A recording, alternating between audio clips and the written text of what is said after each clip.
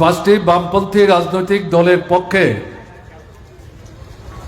একাধিক নেতৃত্ব কথা বলবার চেষ্টা করেছেন। আমিও চেষ্টা করব এই পাঁচটি রাজনৈতিক দলের পক্ষ থেকে বিকল্প যে বিষয় উপস্থিত করবার চেষ্টা করেছেন সে সম্পর্কে আমাদের অবস্থান আপনাদের সামনে স্পষ্ট করবার জন্য আমি প্রথমেই যে কথাটা বলতে চাইছি, স্বাধীনতার পর এখন অবধি কেন্দ্রের সরকার যতগুলো বাজেট উপস্থিত করেছে এবং পাশ করিয়ে নিয়েছে, এমন একটি বাজেটও আমরা কেউ দেখিনি বা দেখাতে পারবো না যে বাজেট আমাদের দেশের জনগণের বৃহত্তম অংশ, উপজাতি, তপশিলি, ওবিসি, সংখ্যালঘু নির্বিশেষে, নারী পুরুষ নির্বিশেষে, ছোট মাঝারি অংশের মানুষ যারা, তাদের স্বার্থে গ্রহণ করেছে তার কোনো দৃষ্টান্ত কেউ উপস্থিত করতে পারবেন না। এটাই স্বাভাবিক। স্বাধীনতার পর যারা ভারতবর্ষের রাষ্ট্র ক্ষমতায় অধিষ্ঠিত হয়েছেন এখন অবধি তারা রাষ্ট্র পরিচালনা নির্ধারণ করার চেষ্টা করছেন। তারা ভোটের সময় গরিবের কথা বলে তাদের বাক্সে ভোট জড়ো করে বটে, কিন্তু ক্ষমতায় বসতে পারলে পর তারা মূলত ভারতবর্ষের একচেটিয়া বড় বড় পুঁজিপতি, ধনিক বণিক, ভূস্বামী, কালোবাজারি, বেআইনি মজুদদারি যারা করেন, পুঁজির পাহাড়কে পর্বতে পরিণত করেন, তাদের স্বার্থ রক্ষা করার চেষ্টা করে চলেছেন। স্বাভাবিকভাবেই আমরা যারা বামপন্থী আন্দোলনে বিশ্বাস করি, আমরা সেখানে এই মোহে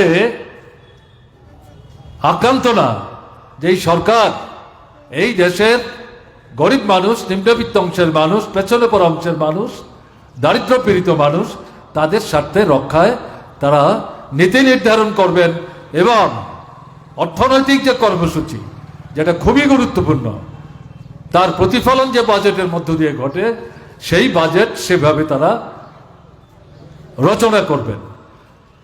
ব্যতিক্রম একটি দুটো ক্ষেত্রে যে ঘটেনি তা না, কিন্তু সার্বিকভাবে বলা যাবে না। এই সময়ের মধ্যে ৭৮ বছরের একটা দুটা এরকম সরকার কেন্দ্রে প্রতিষ্ঠিত হয়েছে যেগুলো সরকারে টিকে থাকবার জন্যে বামপন্থীদের সমর্থন গ্রহণ করা ছাড়া তাদের সামনে ভিন্ন কোনো পন্থা খোলা ছিল না। সেই পরিস্থিতিতে বামপন্থীরা এই সরকারের উপর প্রভাব বিস্তার করে গরিব, মধ্যবিত্ত, নিম্নবিত্ত অংশের মানুষের স্বার্থে বাজেটে বা নীতিমালা নির্ধারণের প্রশ্নে চাপ সৃষ্টি করে কিছু কিছু বিষয় বাধ্য করার ক্ষেত্রে সাফল্য দেখিয়েছেন। যদিও সার্বিকভাবে তারা যা চেয়েছিলেন সব জিনিস তাদেরকে দিয়ে করাতে পেরেছিলেন, ঘটনা কিন্তু তা না। এটা যদি আমরা উল্লেখ না করি তাহলে সত্যের অপলাপ হবে। তাই আমি সংক্ষেপে এই বিষয়টি এখনো উল্লেখ করবার চেষ্টা করলাম। তাই এই পরিস্থিতিতে বর্তমান সময়ে পাঁচটি বামপন্থী রাজনৈতিক দল তারা যেটা উপলব্ধি করেছেন সঠিকভাবে, শুধু বিরোধিতা করলে চলবে না। কেন বিরোধিতা করছি এবং তার সঙ্গে সঙ্গে বিকল্প কি, সে বিকল্প যদি জনগণের সামনে উপস্থিত করে তার সপক্ষে জনমত তৈরি করে এই বিকল্প নীতি বাস্তবায়নের জন্য কেন্দ্রীয় সরকারের উপর চাপ সৃষ্টি করার সংগ্রামকে তীব্রতর করে তুলতে না পারেন, তাহলে পরে শুধু বিরোধিতা এটা একটা আনুষ্ঠানিক বিষয়ে পরিণত হতে বাধ্য। সেই দৃষ্টিভঙ্গি নিয়ে বিকল্প কিছু বক্তব্য বাজেটের সাথে সম্পর্কযুক্ত, এর বাইরে আমি যেতে চাইছি না, তারা উল্লেখ করার চেষ্টা করেছেন, সেগুলো সম্পর্কে আপনাদের সামনে দু চারটি কথা আমি বলবার চেষ্টা করব। আমাদের দেশে যারা তথ্য ঘাটাঘাটি করেন তারা জানেন, আরএসএস নিয়ন্ত্রিত বিজেপি যখন সরকারে আসে, বড় বড় যারা কোটিপতি, ডলারে যারা তাদের পুঁজির হিসাব করেন, এদের সংখ্যা 100 জনের বেশি ছিল না, বরং তার চাইতে কিছু কম। কিন্তু এই 10 বছর 11 বছরে এই সংখ্যা 200 ছাড়িয়ে গেছে।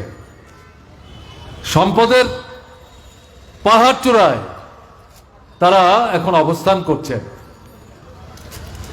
আমরা বামপন্থীরা পার্লামেন্টের ভেতরে, পার্লামেন্টের বাইরে আমাদের দেশের আভ্যন্তরীণ অর্থনীতিকে শক্তিশালী করবার জন্য জনস্বার্থে যাতে সরকার, রাজ্য এবং কেন্দ্রের সরকার হাতে হাত মিলিয়ে কার্যকরী ইতিবাচক পদক্ষেপ গ্রহণ করতে পারেন, তাতে অন্যতম একটা গুরুত্বপূর্ণ দাবি আমরা করে আসছি। সেটা কি?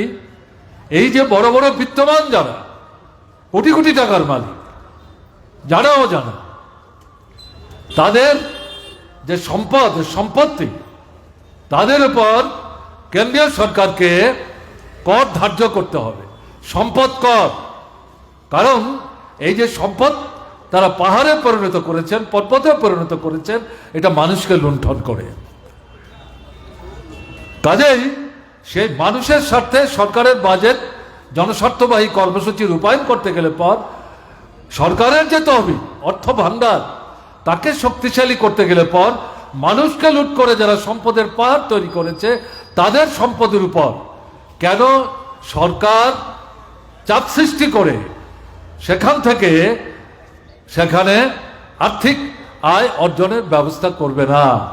কিন্তু দেখা গেল এবারকারও যে বাজেট, সেই বাজেটে বড় বড় পুঁজিপতি যারা, তাদের ক্যাশাগ্রহ এই সরকারটা স্পর্শ করার চেষ্টা করেনি। কাজে এখানে বিরোধী 5টি বামপন্থী রাজনৈতিক দল দাবি জানিয়েছেন যে এদের উপর সম্পদ কর, এটা বিরাট অঙ্কের টাকা না, শতকরা হারে 4 ভাগ তাদের উপর সম্পদ কর ধার্য করো, এবং এই টাকা যদি সংগ্রহ করা যায়, একটা বিরাট অঙ্কের টাকা ভারত সরকারের কোষাগারে আসবে, যার উপর ভিত্তি করে জনস্বার্থে সারা দেশে ব্যাপক ইতিবাচক কর্মসূচি নেওয়া সম্ভব। যেহেতু কেন্দ্রীয় সরকার করছে না, এই দাবি আমরা অনেকদিন আগে করছিলাম, এই মুহূর্তে সারা দেশের মানুষকে এই দাবিতে সোচ্চার হওয়ার জন্য, সংগঠিত হওয়ার জন্য আমরা আবেদন জানাচ্ছি। আমাদের ভারতবর্ষের অর্থনীতি বড় বড় যে পুঁজিপতিরা, তারা কর্পোরেশন তৈরি করে, যাদেরকে আমরা কর্পোরেট বলি, তারা বাজার নিয়ন্ত্রণ করার চেষ্টা করছেন এবং এর মাধ্যমে প্রত্যক্ষ পরোক্ষভাবে তারা কোটি কোটি টাকার সম্পদের পাহাড় তৈরি করছেন। এই জায়গাতে যেটা 5টি বামপন্থী রাজনৈতিক দলের পক্ষ থেকে দাবি করা হয়েছে, কর্পোরেশন ট্যাক্স, সাধারণ দোকানিদের উপর ট্যাক্সের চাপ না বাড়িয়ে বড় বড় কর্পোরেশন যারা নিয়ন্ত্রণ করছেন, যারা গোটা ভারতবর্ষের অর্থনীতিকে নিয়ন্ত্রণ করছেন, সেই কর্পোরেশনের উপর ট্যাক্স বাড়াতে হবে। একদিকে বড় বড় পুঁজিপতিদের সম্পদের উপর সেখানে ট্যাক্সও, আর কর্পোরেশনের উপর ট্যাক্সও, এই দুটো যদি করা যায় তাহলে একটা বিরাট অঙ্কের টাকার ব্যবস্থা সেখানে করা সম্ভব, যেটা করতে পারলে পর আমাদের দেশের সামগ্রিক উন্নয়নের ক্ষেত্রে কেন্দ্র এবং রাজ্যের সরকার যদি ইতিবাচক পদক্ষেপ নিতে চান, তাহলে সেখানে সেই পদক্ষেপ গ্রহণ করে তাকে বাস্তবায়িত করা সম্ভব। এটা কঠিন কাজ না, কিন্তু কেন্দ্রের সরকার এটা করার ক্ষেত্রে খুব একটা আগ্রহ দেখাচ্ছে বা দেখাবে, এটা মনে করলে চলবে না। তার জন্য আন্দোলনের কোনো বিকল্প নাই। এর বাইরে যেটা, সেটা হচ্ছে কৃষকের যে উৎপাদিত সামগ্রী। আমাদের দেশের অর্থনীতির এখনো মূল ভিত্তি হচ্ছে কৃষি। কৃষকের উৎপাদিত সামগ্রীর, পণ্যের ন্যায্য ন্যূনতম দাম, অর্থাৎ উৎপাদন যে খরচের চাইতে যাতে তাদের হাতে যখন বাজারে এই পণ্য বিক্রি করতে যান, যাতে বিক্রি করে তার চাইতে খানিকটা হলো কিছু বেশি টাকা তারা হাতে পেতে পারেন, তার ব্যবস্থা করবার জন্যে আপনারা যারা খবর রাখেন তারা জানেন, গত বেশ কয়েক বছর যাবত আমাদের দেশে সম্মিলিতভাবে একটা ধারাবাহিক কৃষক আন্দোলন চলছে। স্বাধীনতার পর এত বড় কৃষক আন্দোলন গত ৭৫-৭৭ বছরে ভারতবর্ষে সংগঠিত হয়নি। প্রায় ৫ শতাধিক কৃষকদের সংগঠন, তারা নানা ভাবনা, নানা চিন্তা, নানা দর্শন, তাদের পতাকার রঙের মধ্যে বৈচিত্র্য আছে, স্লোগানের মধ্যে নানা পার্থক্য ফারাক আছে, কিন্তু এই মূল দাবিটাকে ভিত্তি করে ৫০০ সংগঠন একটা জায়গায় সংগঠিত হয়েছিলেন। তার উপর ভিত্তি করে তারা আন্দোলন সংগ্রাম চালিয়েছেন। ১ বছর দিল্লিতে ঢুকবার মুখে হরিয়ানা এবং দিল্লির মাঝামাঝি জায়গায় কেন্দ্রের সরকার, এই বিজেপি সরকার তাদের পথ রুখে দেয় এবং তাদেরকে দিল্লিতে ঢুকতে দেয়নি। এবং তাদের দাবি এটাই ছিল যে ৩টা কৃষি আইন প্রকৃতপক্ষে কৃষি এবং কৃষকের স্বার্থের পরিপন্থী তোমরা গ্রহণ করেছ, এগুলো বাতিল করতে হবে। দ্বিতীয়ত, বিদ্যুতের দাম বাড়ানো চলবে না। তৃতীয় এবং প্রধানত, উৎপাদিত সামগ্রী, কৃষি উৎপাদিত সামগ্রী প্রত্যেকটা পণ্য সহায়ক মূল্যে কেন্দ্রীয় সরকার রাজ্য সরকারকে সাথে নিয়ে কৃষকদের কাছ থেকে, প্রকৃত উৎপাদকদের কাছ থেকে সরাসরি কেনবার ব্যবস্থা করতে হবে। দেখা গেল এবারকার যে বাজেট, সেই বাজেটে এই যে জ্বলন্ত বিষয়টি, কারণ আমাদের দেশের জনসংখ্যার এখনো অর্ধেকের বেশি হচ্ছেন কৃষক এবং কৃষির সাথে প্রত্যক্ষ পরোক্ষভাবে যুক্ত। এই জ্বলন্ত বিষয়টি এবার আর বাজেটও কিন্তু গুরুত্ব দেওয়া হলো না। এটাকে পাশ কাটিয়ে গেল বা উপেক্ষা করা হলো। এটা সচেতনভাবে তাদের স্বার্থে বড় বড় যোদ্ধার, কালোবাজারি মজুদদার যারা, তাদের স্বার্থ রক্ষা করার জন্য তারা ৩টি যে কৃষি আইন সেটা স্থগিত রেখেছে, কিন্তু উৎপাদিত পণ্যের ন্যায্য দাম দেওয়ার ক্ষেত্রে যে পদক্ষেপ গ্রহণ করা দরকার, সেটা হচ্ছে সবচেয়ে গুরুত্বপূর্ণ দাবি। সেই দাবি তারা কিন্তু এখনো বাস্তবায়িত করছে না। ৫টি বামপন্থী দলের পক্ষ থেকে এই প্রসঙ্গটি উত্থাপন করে সারা ভারতবর্ষের জনগণকে, শুধু কৃষক না সমস্ত অংশের মানুষকে ঐক্যবদ্ধভাবে কেন্দ্রীয় সরকারের উপর চাপ সৃষ্টি করে এই আইন প্রণয়ন করে কৃষকের কাছ থেকে তার উৎপাদিত পণ্য সরাসরিভাবে সরকার যাতে কেনবার ব্যবস্থা করে, তার জন্যে সোচ্চার আন্দোলন তৈরি করবার জন্য আবেদন জানানো হয়েছে। আমরা এখানেও এই দাবি সামনে রেখে এই অবস্থান আন্দোলন সংগঠিত করছি। এবং এর পাশাপাশি স্বাস্থ্য এবং শিক্ষা, এটা অত্যন্ত গুরুত্বপূর্ণ। মানুষ যেমন দুটো পায়ের উপর দাঁড়ায়, কাজে আমাদের দেশের ছেলে মেয়ে যারা ভবিষ্যৎ নাগরিক, দেশ পরিচালনার দায়িত্ব যাদের স্কন্ধে ভবিষ্যৎ দিনে অর্পিত হবে, সেই নাগরিককে মানুষের মতো মানুষ হিসাবে গড়ে তুলতে গেলে পর শিক্ষা এবং স্বাস্থ্যের মতো দুটো মৌলিক বিষয়, এই বিষয়ের প্রতি সরকারকে বিশেষভাবে নজর দিতে হবে। দীর্ঘদিন যাবত এই প্রশ্নে দাবি করা হচ্ছে স্বাস্থ্য খাতে জিডিপি, গ্রস ডোমেস্টিক প্রোডাক্টস, যেটা দেশের সম্পদের সম্মিলিত হিসেব সেখানে করে, এটাকে ভিত্তি করে হয় জিডিপি।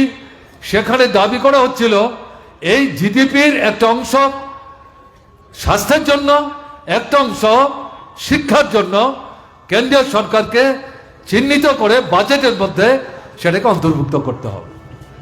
কিন্তু দেখা যাচ্ছে এই দাবি যতই জনপ্রিয় হোক না কেন, যতই প্রাসঙ্গিক হোক না কেন, কেন্দ্রের সরকারকে, আগের সরকার কি বর্তমান আরএসএস নিয়ন্ত্রিত বিজেপি সরকার 11 বছর হয়ে গেল, তারা একে গুরুত্ব দেওয়ার চেষ্টা করছেন না। তাদের কাছে এটা যেন একটা স্লোগান, এটাকে তারা সেইভাবে নজরে দেওয়ার চেষ্টা করছেন না। যদি মনে করেন যে তারা বুঝতে পারছেন না, তাহলে ভুল করবেন। তারা জেনে বুঝেই এই বিষয়টার প্রতি গুরুত্ব দিতে চাইছেন না। তারা মূলত এই দেশের বড় বড় একচেটিয়া পুঁজিপতি, ব্যবসা বাণিজ্যের মধ্য দিয়ে মুনাফা করে যারা তাদের সম্পদকে স্ফীত থেকে স্ফীততর করছে, তাদের হাতে শিক্ষা এবং স্বাস্থ্যের মতো এই দুটো গুরুত্বপূর্ণ বিষয় তারা তুলে দিয়ে তাদের এই দুটো ক্ষেত্রকে একটা ব্যবসার ক্ষেত্র, মুনাফা অর্জনের ক্ষেত্রে তারা যাতে কাজে লাগাতে পারে, তার সুযোগ দেওয়ার জন্যে এই যে দাবিতে ছাত্ররা আন্দোলন করছে, যুবকরা আন্দোলন করছে, ব্যবহারজীবী বুদ্ধিজীবী অংশের মানুষ, গণতান্ত্রিক অংশের মানুষ দলমত নির্বিশেষে এই দাবিতে আন্দোলন করছে, এটাকে তারা গুরুত্ব দিচ্ছে না। এবারের বাজেটেও এই বিষয় সম্পর্কে সরকার নির্বাক ছিল। এখানে এই 5টি রাজনৈতিক দল নির্দিষ্টভাবে এই দাবি আবার উত্থাপন করেছেন। স্বাস্থ্য খাতে জিডিপির অন্তত 3 ভাগ এবং শিক্ষা খাতে জিডিপির অন্তত 6 ভাগ আলাদাভাবে চিহ্নিত করে বাজেটে অন্তর্ভুক্ত করে শিক্ষা এবং স্বাস্থ্যের ব্যয় নির্বাহের বৃহত্তম অংশের দায়িত্ব কেন্দ্রীয় সরকারকে গ্রহণ করতে হবে। রাজ্য সরকারের সাথে সমঝোতার ভিত্তিতে এই অর্থ বরাদ্দের মধ্য দিয়ে শিক্ষা স্বাস্থ্যের ক্ষেত্রে আমাদের দেশের ছেলেমেয়েরা সাধারণ মানুষ যাতে কোনো অসুবিধার সম্মুখীন না হয় তা নিশ্চিত করতে হবে। খুব গুরুত্বপূর্ণ দাবি। পরবর্তী সময়ে যে বিষয়টির প্রতি দৃষ্টি আকর্ষণ করার চেষ্টা করেছে এই 5টি রাজনৈতিক দল, গণবন্টন যে ব্যবস্থা, এই ব্যবস্থাকে আরো শক্তিশালী, সমৃদ্ধ এবং প্রসারিত করতে হবে। এতে যেটা বলা হয়েছে, এই খাতে কেন্দ্রীয় সরকারকে আরো অধিক অর্থ বরাদ্দ করতে হবে। আমরা যেটা লক্ষ্য করছি, বিজেপি সরকার এই গণবন্টন ব্যবস্থাকে শক্তিশালী করার পরিবর্তে একে দুর্বল করার চেষ্টা করছে। মানুষকে রেশন কার্ড পাওয়া তার যে মৌলিক নাগরিক অধিকার, সেই অধিকার তারা নানা অছিলায় হরণ করবার চেষ্টা করছে। এবং দেখা যাচ্ছে সারা দেশে বিশেষ করে বামপন্থীদের উদ্যোগে গণতান্ত্রিক আন্দোলনের ময়দান থেকে যে স্লোগানটা সামনে নিয়ে আসা হয়েছে, শুধু সেখানে চাল গম দিলে চলবে না, অত্যাবশ্যক 13 থেকে 15টা সামগ্রী যা সব মানুষের লাগে, এরকম সামগ্রী সস্তায় সহায়ক মূল্যে সারা দেশে একই দামে বন্টনের ব্যবস্থা করতে হবে। তার জন্য বিশেষ করে কেন্দ্রীয় সরকারকে গুরুত্ব নিতে হবে। রাজ্য সরকারকে সাথে নিয়ে এই যে অর্থ কেন্দ্রীয় সরকার কেন্দ্রের বাজেটে বরাদ্দ করবেন, সেটা ভাগ করে নিয়ে সারা দেশে এই গণবন্টন ব্যবস্থাকে শক্তিশালী করতে হবে। এবার যে বাজেট উপস্থিত করেছে, তার প্রথম পর্যায়ের বৈঠক অধিবেশন গতকালকে আপনার সেখানে স্থগিত হয়েছে, আবার 1 মাস পর বসবে। এই যে আলোচনা হলো, বিরোধী দলগুলো কথা বললেন, তারা এই বিষয়গুলো বারবার তোলার চেষ্টা করেছেন। কেন্দ্রীয় সরকার তার মন্ত্রী, বিশেষ করে অর্থমন্ত্রী, এই বিষয়ের প্রতি কর্ণপাত করার তারা চেষ্টা করেননি। 5টি রাজনৈতিক দলের পক্ষ থেকে তারা কর্ণপাত করছে না বলে আমরা চুপ মেরে যাব, এটা হতে পারে না। এটা গরিব মধ্যবিত্ত নিম্নবিত্ত মানুষের জীবনে এটা জ্বলন্ত অত্যাবশ্যক একটা গুরুত্বপূর্ণ দাবি। মানুষের ক্রয় ক্ষমতা নাই, রোজগার নাই, আয় নাই। এই পরিস্থিতিতে বাজার হাটে গিয়ে এই যে জিনিসপত্রের দরদাম যেভাবে বাড়ছে, পরিবার প্রতিপালনের জন্য ন্যূনতম চাল ডাল সহ গুরুত্বপূর্ণ সামগ্রী তারা কেনবারই ব্যবস্থা করতে পারছেন না। এই পরিস্থিতিতে কেন্দ্রীয় সরকার যদি উদাসীন দৃষ্টিভঙ্গি নিয়ে চলবার চেষ্টা করে, তাহলে কি করে চলবে? সেই জায়গায় দাঁড়িয়ে কেন্দ্রীয় সরকারের কাছে আবার এই 5টি রাজনৈতিক দলের পক্ষ থেকে এই দাবি উত্থাপন করা হয়েছে, এই গণবন্টন ব্যবস্থাকে শক্তিশালী করতে হবে। চাল, গম এবং অত্যাবশ্যক 13 থেকে 15টা সামগ্রী সস্তায় এক দামে সারা দেশে বন্টনের ব্যবস্থা করবার জন্য সেখানে কেন্দ্রের বাজেটে উপযুক্ত পরিমাণ অর্থ বরাদ্দের ব্যবস্থা করতে হবে। এই গুরুত্বপূর্ণ দাবিটি সেখানে উত্থাপন করা হয়েছে, যে দাবি সামনে রেখে আজকে এখানে আমরা অবস্থানও করছি। পরবর্তী সময়ে যে বিষয়টি গত বছরের পর বছর ধরে দাবি হিসেবে উত্থাপিত হচ্ছে, তফসিলি অংশের মানুষ, উপজাতি অংশের মানুষ, মহিলা এবং শিশু, এরা আমাদের সমাজের মধ্যে দুর্বল অংশ।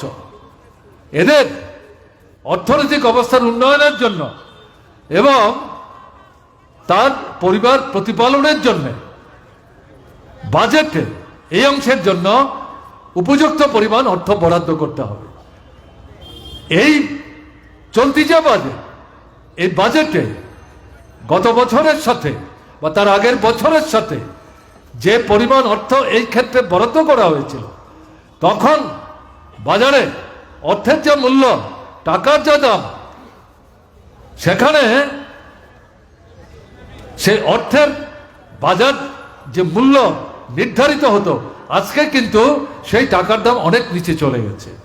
আপনারা যারা খবর রাখেন তারা জানেন, এই যে ডলার, $1 এখন ভারতবর্ষের 87, 88, 88 টাকা দিয়ে কিনতে হয়। অর্থাৎ আমাদের টাকা এটা ছেঁড়া কাগজের টুকরার মতো, এটার কোনো মূল্য বাজারে নাই। কাজে এই পরিস্থিতিতে 1 বছর 2 বছর আগে বাজারে টাকার দাম যা ছিল তার থেকে টাকা আজকে অনেক কমে গেছে। বাজেটে যে অর্থ এই ক্ষেত্রগুলোতে বরাদ্দ করা হয়েছে, আগের যে টাকা তার চাইতে হয়তো বাহ্যিকভাবে দেখা যাবে মানুষকে বিভ্রান্ত করার জন্য তারা বলবার চেষ্টা করবে যে না, আমরা তো গত বছর থেকে, তার আগের বছর থেকে 5,000 কোটি বা 6,000 কোটি, 2,000 কোটি, 3,000 কোটি টাকা বাড়িয়েছে। কিন্তু টাকার দাম যেভাবে কমেছে, জিনিসের দাম যেভাবে বেড়েছে, যে একটা ক্ষুদ্র পরিমাণ অঙ্কের টাকা এই বাজেটের মধ্যে অতিরিক্ত যুক্ত করা হয়েছে, প্রকৃত মূল্য নির্ধারণ করতে গেলে পরে দেখা যাবে গত বছর বাজেটে এই ক্ষেত্রগুলিতে যে টাকা বরাদ্দ করা হয়েছিল তার চাইতে এবারকার বাজেটে যে টাকা বরাদ্দ করা হয়েছে তা তুলনামূলকভাবে কম। তা যদি হয় তাহলে তফসিলি অংশের মানুষ, উপজাতি অংশের মানুষ, মহিলা এবং শিশু, তাদের স্বার্থ রক্ষা করার জন্য, তাদের পরিবার প্রতিপালনের জন্য কি করে তারা বাঁচবেন, কি করে পরিবারগুলো সেখানে এগিয়ে যাবে। কিন্তু এই জায়গাতে এই যে দাবি, এই দাবি কিন্তু ছেড়ে দিলে চলবে না।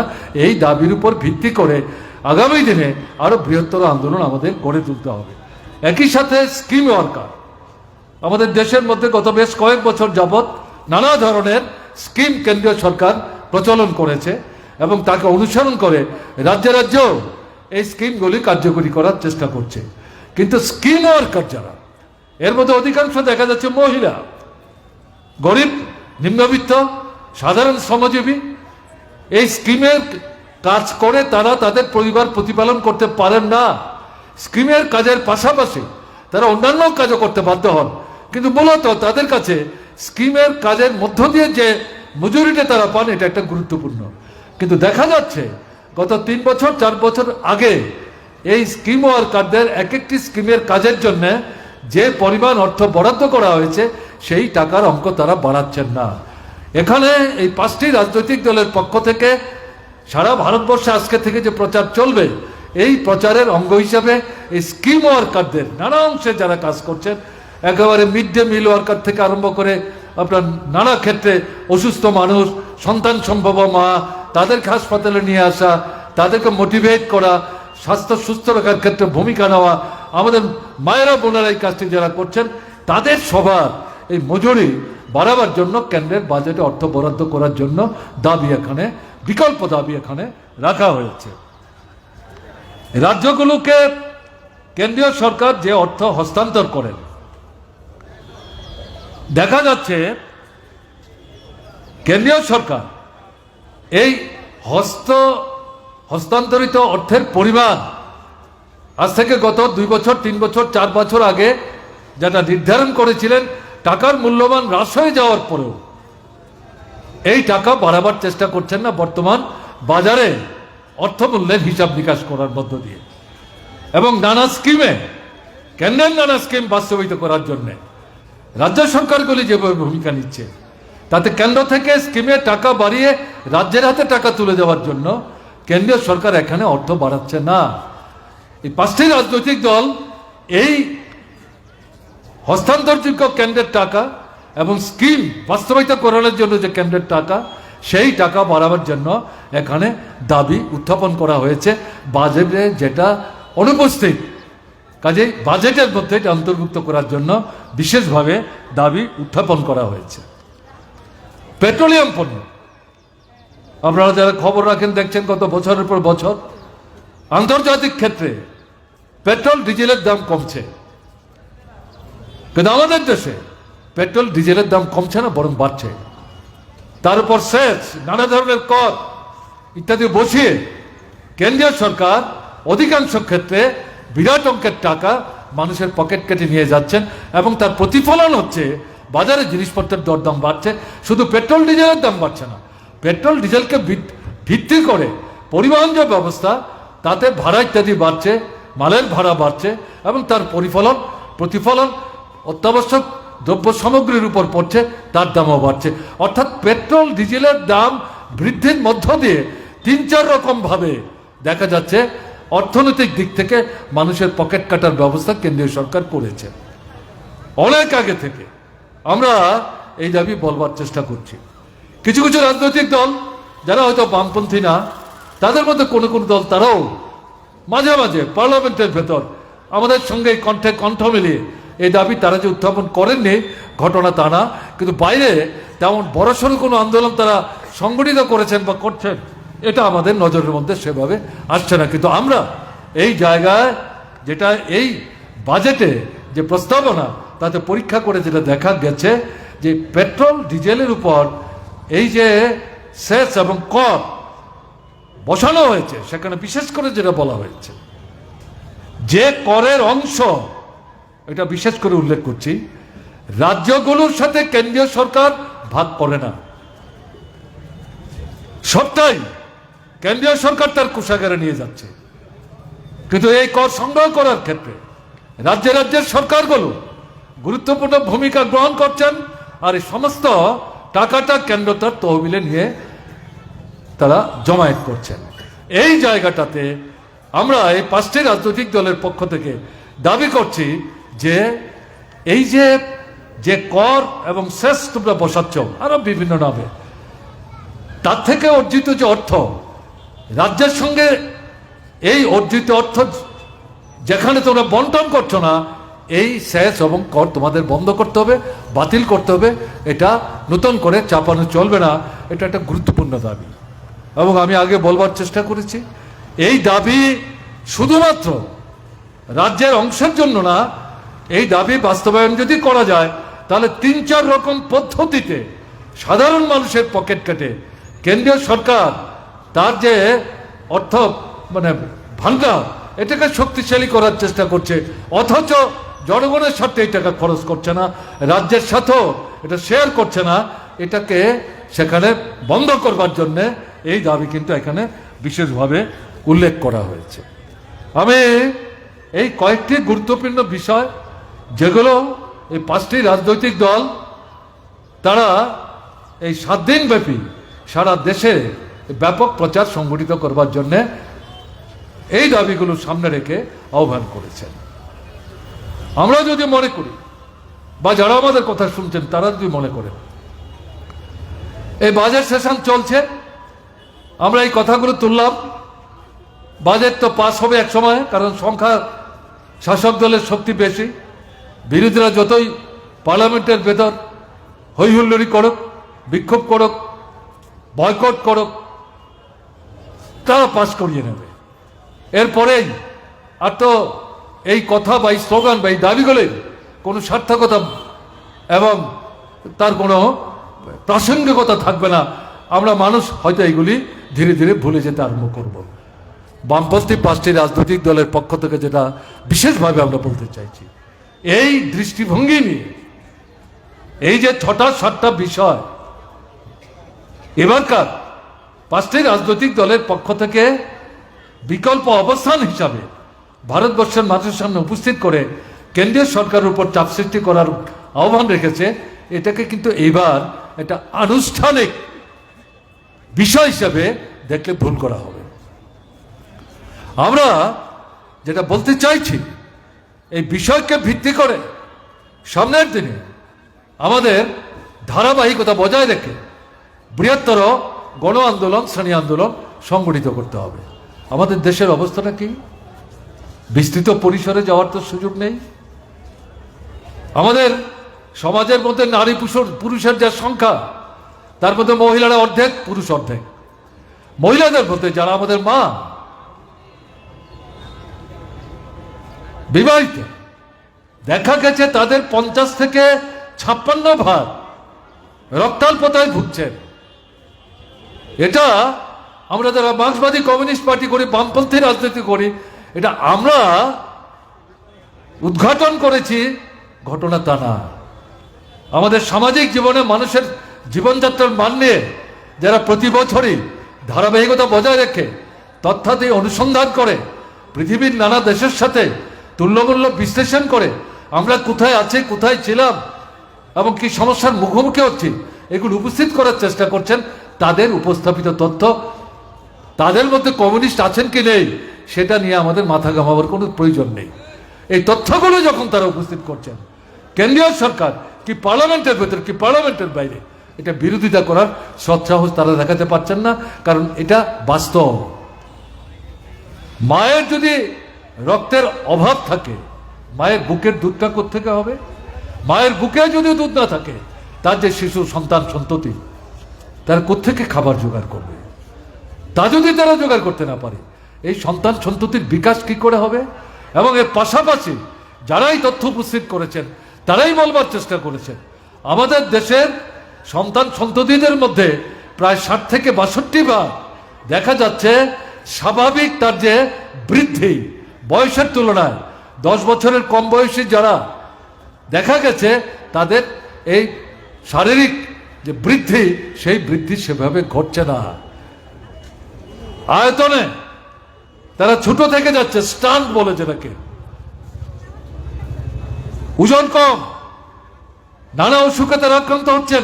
স্বাভাবিক মার যদি অবস্থাই হয়, সন্তান যদি খাবার না পায়, এই সন্তানের বৃদ্ধি তার সমৃদ্ধি কি করে সম্ভব হবে? এই একটা তথ্য থেকেই আমরা বুঝতে পারি স্বাধীনতার 78 বছর পর আমাদের দেশটা কোথায় এসে আজকে দাঁড়িয়ে আছে।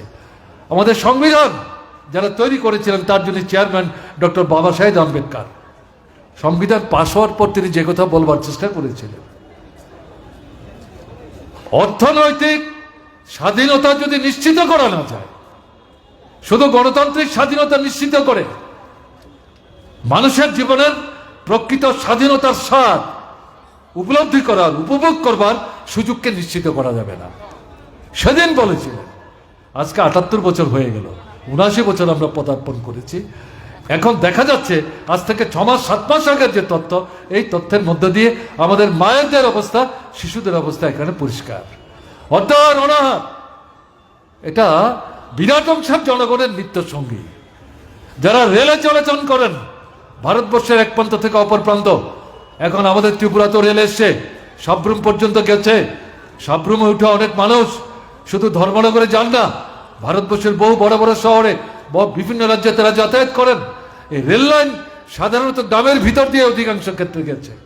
রেলে বসে ডাইনে বায়ে যদি তাকাবার চেষ্টা করেন, দেখবেন 100টার মধ্যে 90 থেকে 95টা ঘর মানুষের বাসযোগ্য না। সাধারণ মানুষ এরকম ঘরে কি করে বসবাস করেন?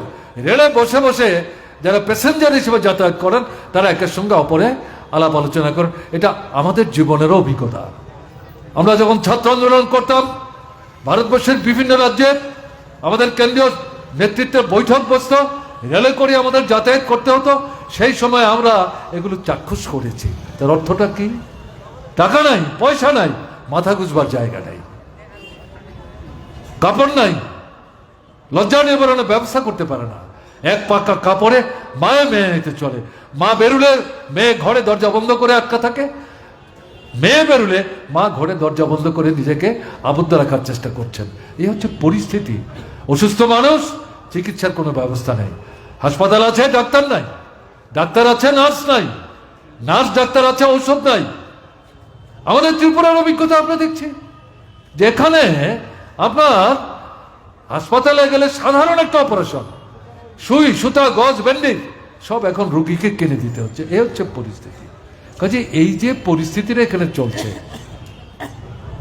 তাহলে পরে এর থেকে বেরোবার রাস্তা নাকি? আমরা এই যে 5টা রাজনৈতিক দল তারা সেখানে উল্লেখ করেছেন, মানুষের আয় উপার্জনের ক্ষমতা বাড়াতে হবে, অর্ধার অনাহার থেকে মানুষকে রক্ষা করতে হবে, তা মাথা গুজবার একটা নিশ্চিত আস্তানা দিতে হবে, তাদের ছেলে মেয়েদের খেয়ে পরে বাঁচবার, পড়াশোনা করবার ব্যবস্থাটাকে নিশ্চিত করতে হবে।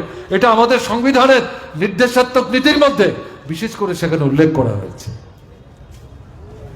এই জায়গায় দাঁড়িয়ে বর্তমান পরিস্থিতিতে সাধারণ মানুষের আর্থিক অবস্থার একটু উন্নতি সাধনের জন্য আমরা লড়াই করে, আমি যেটা শুরুতে উল্লেখ করার চেষ্টা করেছিলাম, এক দুটো ক্ষেত্রে ভিন্ন ধরনের বামপন্থীদের সমর্থনে সরকার কেন্দ্রিক তৈরি হয়েছিল, তাদের উপর চাপ সৃষ্টি করে জনস্বার্থবাহী দুটো চারটা দাবি আমরা আদায় করতে পেরেছিলাম। তার মধ্যে অন্যতম ছিল রেগা। এই রেগা এই সরকার বন্ধ করে দেওয়ার চেষ্টা করছে। বড় বড় যারা পুঁজিপতি সুশোক সস্তায় যাতে মজুর নিয়োগ করতে পারে, রেগাতে যদি কাজের সুযোগ পায় তাহলে বড় বড় পুঁজিপতিদের সাথে এই শ্রমিকরা দর কষাকষি করে মজুরি বাড়াতে পারে, তাতে তাদের মুনাফা কমতে পারে। তার জন্য এই সরকারের উপর চাপ সৃষ্টি করছে, যাদের টাকার উপর ভিত্তি করে এই সরকারটা তৈরি হয়েছে যে রেগা বন্ধ করো।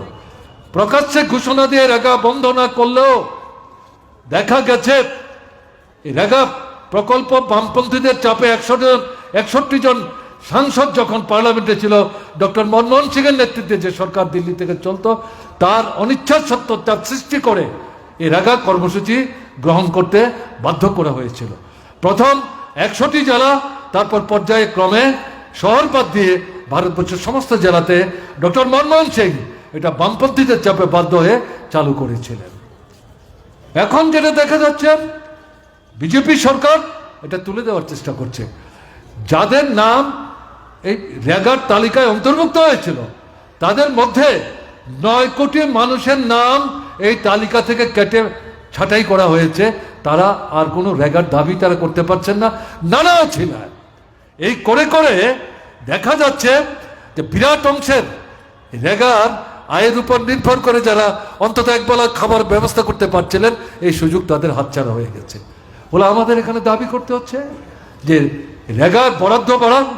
গত বছরের যে টাকা, আগের বছরের যে টাকা, এই বছরেও বাজেটে তার চেয়ে বেশি টাকা তারা বরাদ্দ করেনি। একটু এদিক সেদিক বাড়ালেও আমি যে কথা বলছিলাম, টাকার দাম যেভাবে কমে গেছে, এটা প্রকৃত অর্থে গত বছর এবং তার আগের বছরের চাইতে কম টাকা।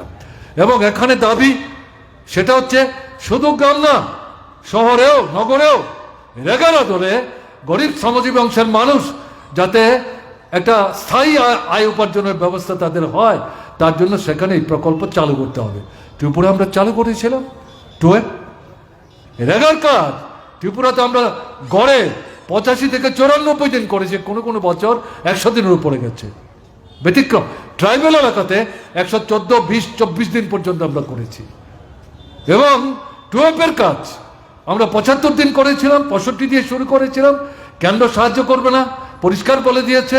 রাজ্য সরকার তার ক্ষুদ্র যে বাজেট তার সামর্থ্যের উপর ভিত্তি করে 65 দিয়ে শুরু করেছিলাম, 75 দিন তুলেছিলাম। মজুরি রেগার মতোই সমান মজুরি আমরা দিতাম এবং গড়ে গিয়ে 60 থেকে 70 দিন বামফ্রন্ট সরকার যতদিন ত্রিপুরায় ছিল, নগরে এই কর্মসূচি প্রতিফলিত হয়েছে। ভারতবর্ষের আর কোথাও নাই। এখন ত্রিপুরায় রেগা 30 দিন 32 দিন, আর 12 এটা 14-15 দিনের বেশি না। কাজ করলে পর সেখানে 2 মাস 3 মাস 4 মাস তারা মজুরি পান না।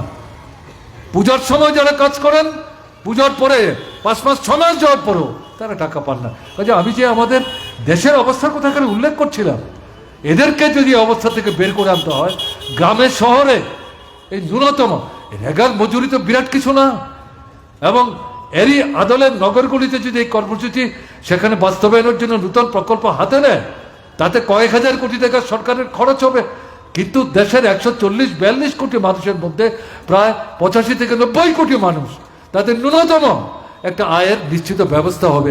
এটা যদি সরকার না করে তাহলে পরে এটা কিসের সরকার, কাদের সরকার? অথচ এই গরিব নিম্নবিত্ত মানুষ তাদেরকে ভোটের সময় মোহগ্রস্ত করে, বিভ্রান্ত করে, বিপদগামী করে তাদের ভোট নিয়ে তারা সরকার তৈরি করে। কাজে এই পরিস্থিতির মধ্যে দাঁড়িয়ে যেটা আমরা 5টি রাজনৈতিক দলের পক্ষ থেকে আপনাদের কাছে যেটা বলতে চাইছি, এই আন্দোলন এটা এই 14 থেকে 20 তারিখের মধ্যেই সীমাবদ্ধ থাকবে, এটা মনে করলে ভুল করা হবে। আমরা এই যে বিকল্পের স্লোগান, ভিন্নতর দৃষ্টিভঙ্গিতে গরিব মধ্যবিত্ত নিম্নবিত্ত মানুষের স্বার্থের কথা বিবেচনায় রেখে 5টা রাজনৈতিক দলের পক্ষে তো উপস্থিত করেছি। এর পক্ষে সারা ভারতবর্ষে এটা ঠিক বামপন্থী রাজনৈতিক শক্তিগুলো সমান না।